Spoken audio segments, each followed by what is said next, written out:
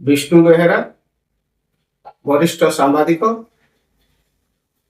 तथा कटक सदर विचार मंचर सभापति शारदीय दुर्गा पूजा अवसर में मु समस्त को मोर शुभेच्छा ज्ञापन करुछि।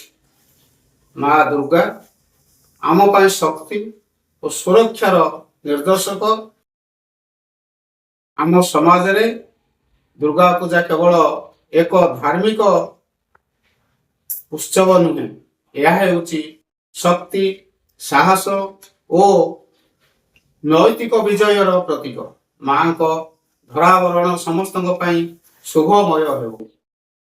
जगत जननी माँ दुर्गा को अपार करुणारू समस्त जीवन में सुख शांति और आनंद भरी उठू। पार्वणर यही अमृत लग्न रे माँ निकट में मोर एतिकी प्रार्थना।